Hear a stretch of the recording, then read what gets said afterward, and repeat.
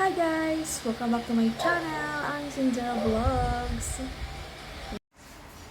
So ayan, welcome back to my channel. So ayan, for today's video, magluluto tayo ng pork menudo with cheese.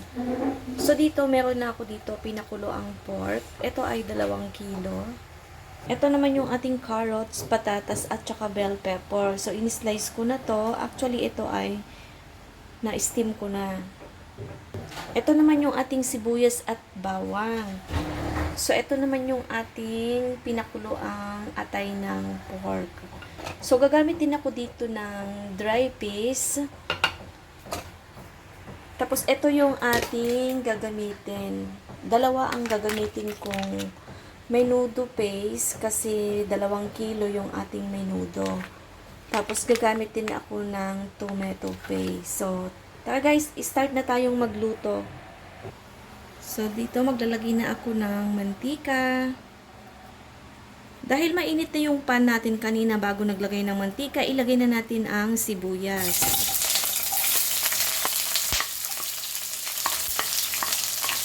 So, sa sibuyas ko, gumamit ako ng 2 pirasong sibuyas na hindi naman kalakihan.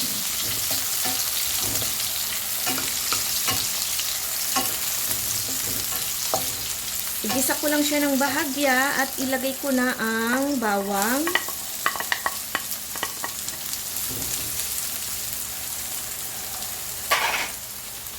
So, sa pagluluto pala ng menudo, ay may kanya-kanya naman tayong paraan kung paano natin iluto.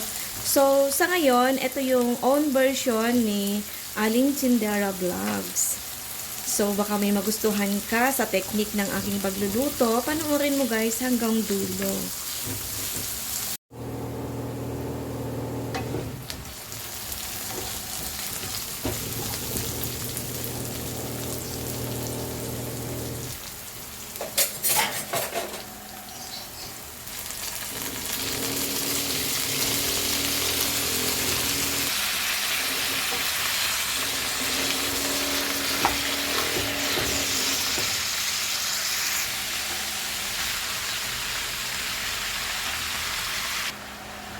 So, ayan, kailangan natin lagyan ng tubig. Pero, ang ginamit kong tubig yung pinag-steam ko kanina ng pork.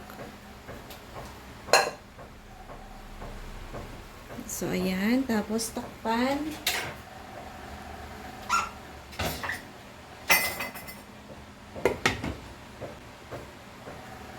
Dahil malambot na guys yung ating mga meat, isabay na pala natin itong ating recipe sauce na menudo. Kasi habang kumukulo yan, habang pinapalambot pa natin or sisip-sipin niya yung lasa ngayon yan. So, itong tomato paste, ilalahat ko to. Pampalapot ito guys. So, optional lang to kung ihahalo nyo lahat o hindi. Dahil 2 kilo tong ginamit natin, ay nilahat ko yung aking tomato paste. And then, halo-halo lang para mag-combine yung ating mga recipe sauce dito sa meat tsaka doon sa sabaw niya. So, ganyan na, na-mix na natin. Then, takpan ulit natin at pakuluan. Ito na yung time na ilagay natin yung cheese natin. So, yung cheese pala guys ay optional lang to kung gusto lang naman ninyong maglagay. Tapos, ilagay ko na din yung ating drain na green peas, dry peas. Tapos, ilagay ko na din tong aking mga patatas at carrots. Mabilisan to. Shortcut to guys, shortcut. Hindi kakasya sa ating pan. Kasya. Mahihirapan lang tayong maghalo.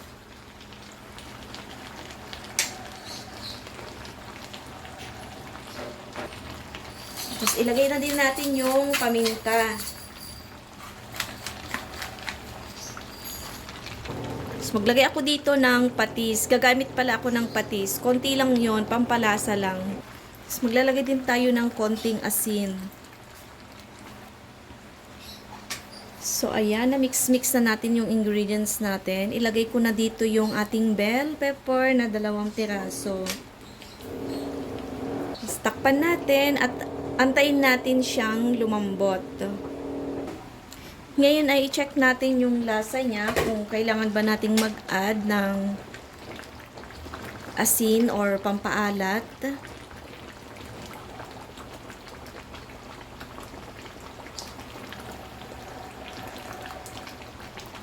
Oh, ayan. Tamang-tama guys yung timpla niya. Hindi siya maalat, hindi din siya matabang. So, sakto lang.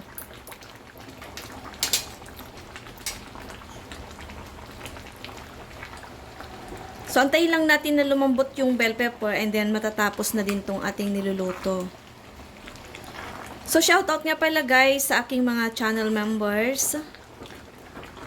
Sa mga hindi nagka-cancel na channel members natin, thank you very much.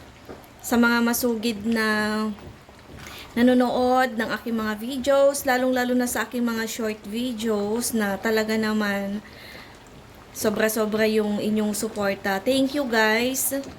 Sa mga bagong subscriber natin, thank you. Sa mga datihan, salamat sa inyo.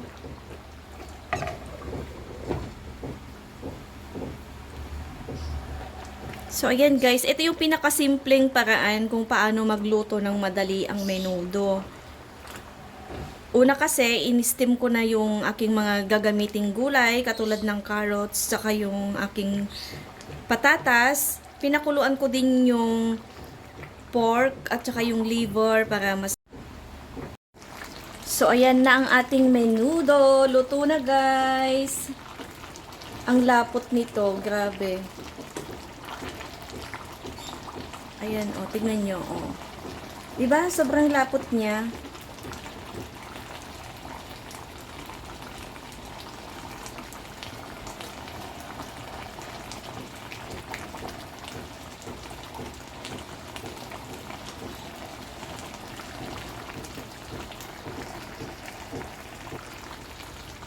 So, ayan ang ating menudo for today. Ulam natin for today's video.